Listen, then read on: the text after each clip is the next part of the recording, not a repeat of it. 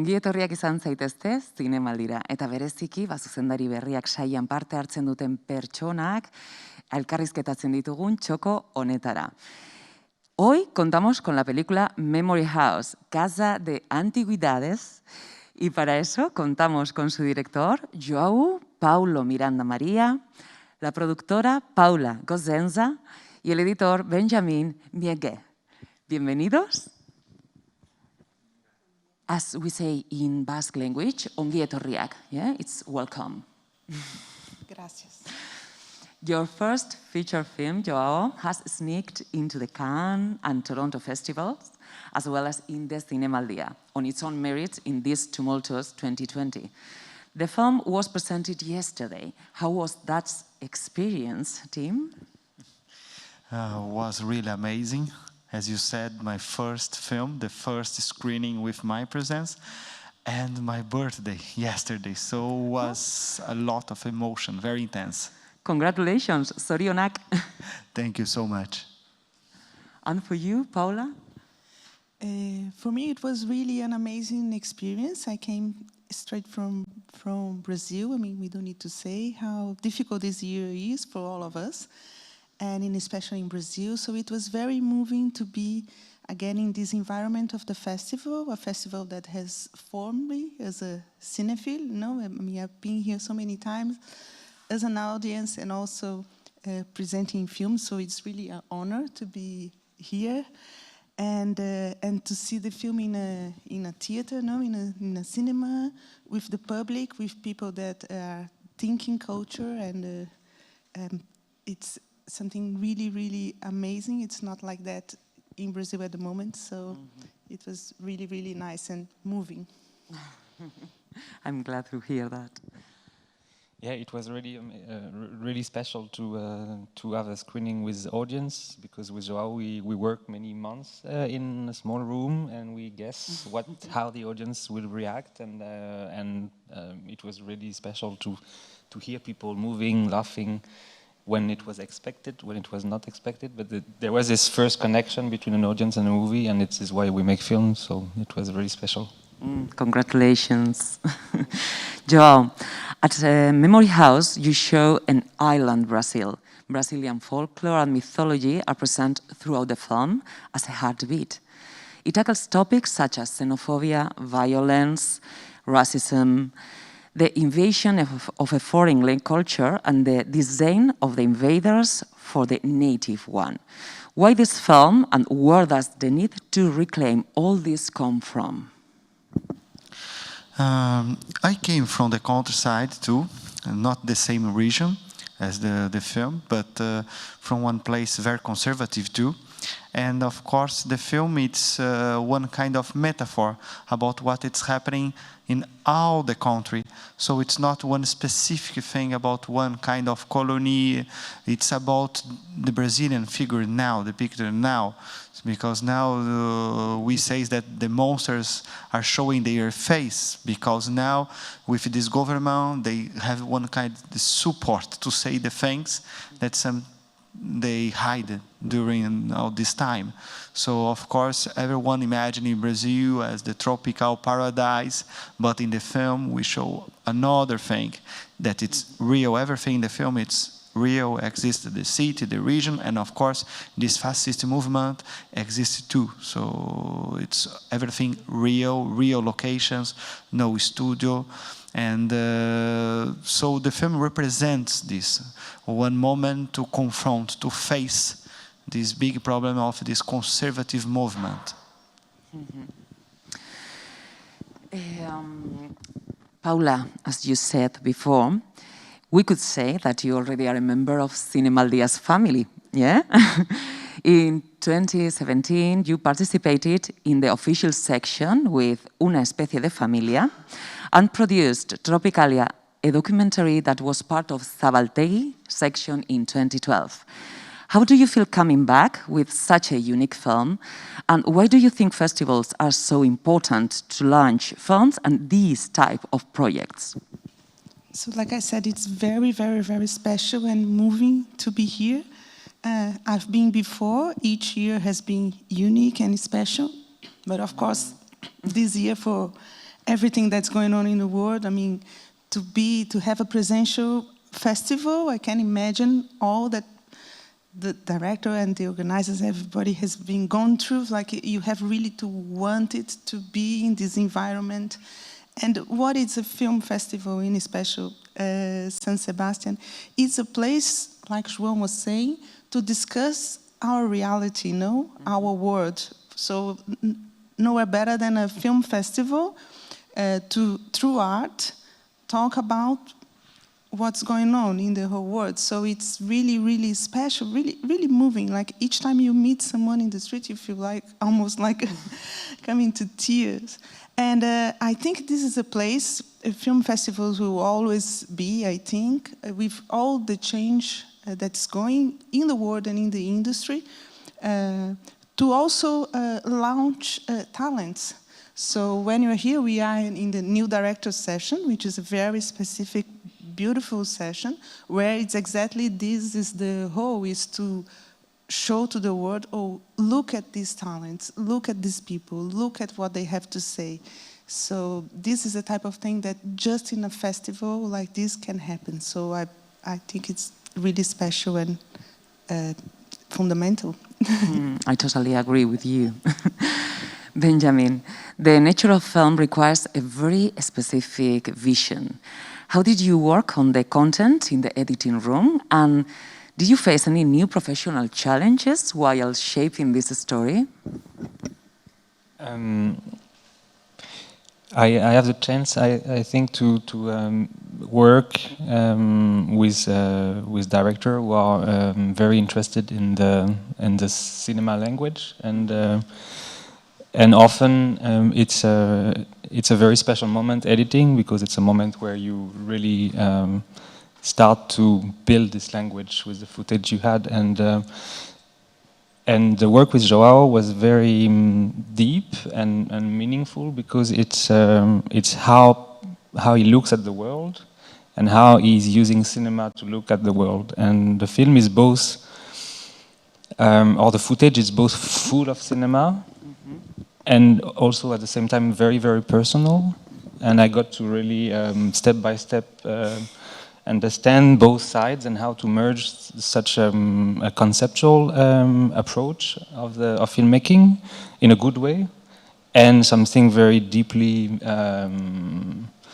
personal, and something that he wanted to express. So this, what we did in the editing, is really to find the balance and to find the way to make merge those two sides. The connection between both of you, it's necessary to achieve that. Yeah. João, instead of telling a story with a usual narrative, you invite viewers to take in Brazilian culture through a very well thought and studied aesthetic.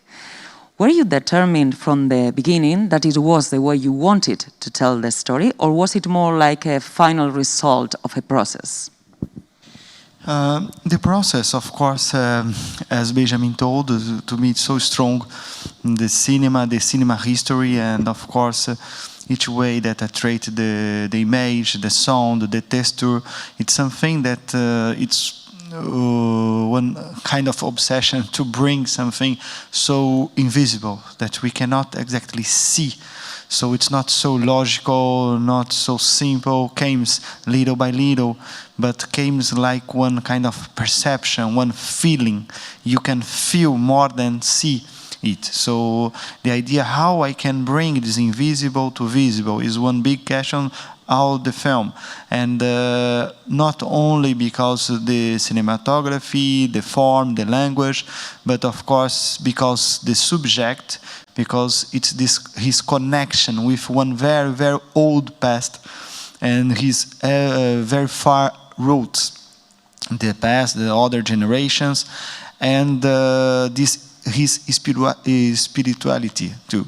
So all the connection with one kind of religious process. So you feel like you are going to one kind of ritual. You are each time diving in this little dark hole and going to the soul and discovering this very high place where is his history, his past. So the film goes more universal, more beyond what we are only seeing the images. That's it. Yeah, and it's really well accomplished. Paula, regarding that you said before, we're living in time of uncertainty. How do you think the festivals will develop after the COVID crisis? It's a good question. I don't know if I have the answer. I think we are all asking that. But I think, like I said, and being here has proven it, at least to me, how essential festivals are and will always be, no matter how much the industry changes, no matter how the world changes, because festivals are really, how can I say, like I don't know if catwalk is a good word, but it's a place where you can see all that's going on, but also a place to discuss, to really go deep. Like when you go to watch a film, like we had yesterday, it was so moving to see the film with the audience, and to feel what they are feeling and answer their questions. So a festival will always be a place to discover new talents, to discover new languages, new ways of telling stories. And no matter if afterwards you're gonna consume this story, I don't know, in your mobile, in your TV set, in our theaters, how it's going to be, but a place to discuss and to discover. I think the festivals are and will always be. That's why we see these big numbers, decades of San Sebastian Film Festival, much older than all of us. It's because it's always been that, no matter the change, proven its importance, I think. Is it a cultural and social thermometer, maybe? Yeah, for you too, Benjamin? Sorry? Yeah, for you too, the festivals are cultural and social thermometers. Yeah, they are. Sorry.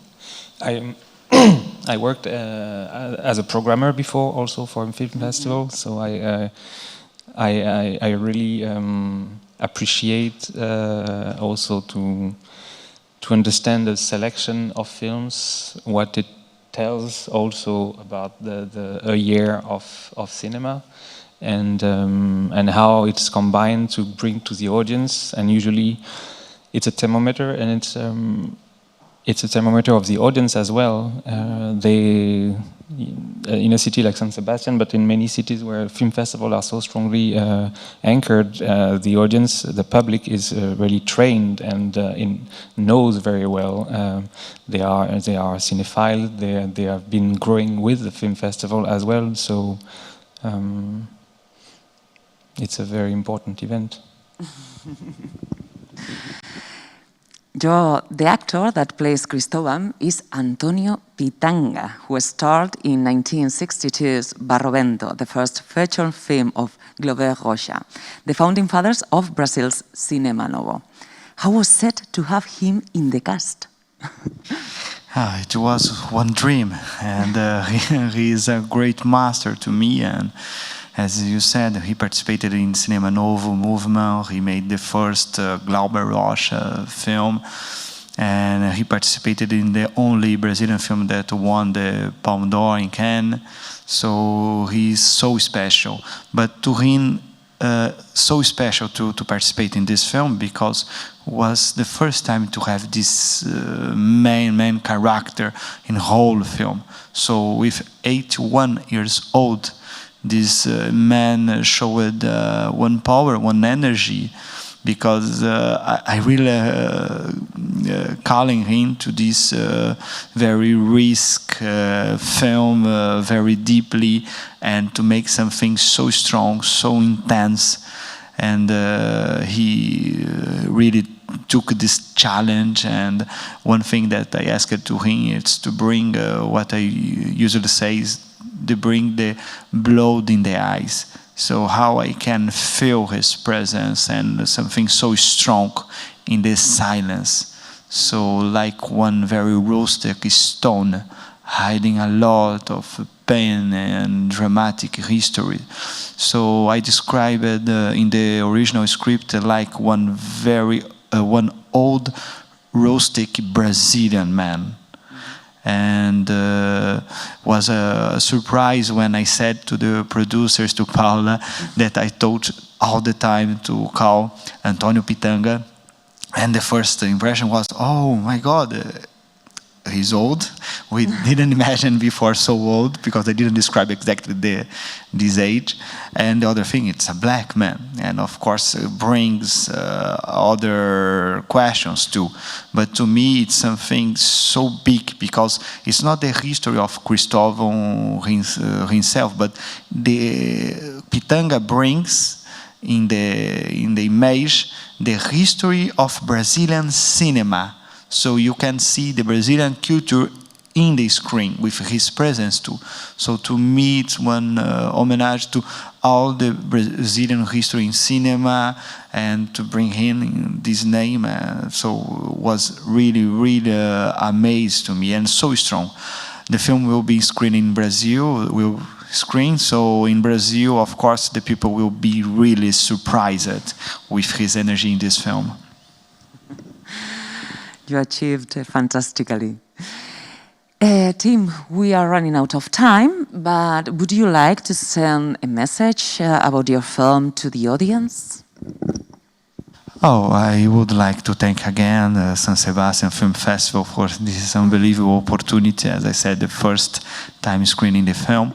And to me, the festival and the cinema theater, to be in the cinema theater is to me one religion's feeling, because to me the theater looks like one temple, that you are more connected with the original art, the original film, because it's like the painting, for example, that you can see in Google Images, but of course it's not the same when you go to a museum to see very close. So to go to one theater is like to be in the temple, in a church, that you can feel the soul of the cinema, so original. So that's why that is so important to make this festival, this edition, and to make the courage to really show one kind of example. Thank you so much, and congratulations for the festival.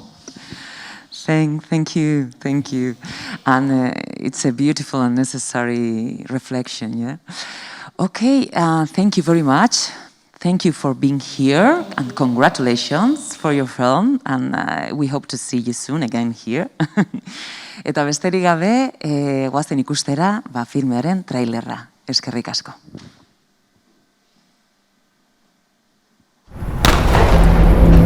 Cristóvão, você já está há bastante tempo trabalhando com a gente, né? Você já conhece bem a empresa. Ist es gut zu wissen, dass Sie Teil der Familie Keitz sind? Eu não entendo o que ele diz. Guten Abend, Sie, ehrliche Arbeiter, die dieses Land auf Ihren Schultern tragen. Wir können nicht weiter diejenigen sein, die die Leute aus dem Norden mit versuchen. Schluss mit diesen taugenichtsen Unkorrupten. Hier gibt es sowas nicht. Wir sind die treibende Kraft dieses Landes. Você não é daqui não, né? Seja bem-vindo.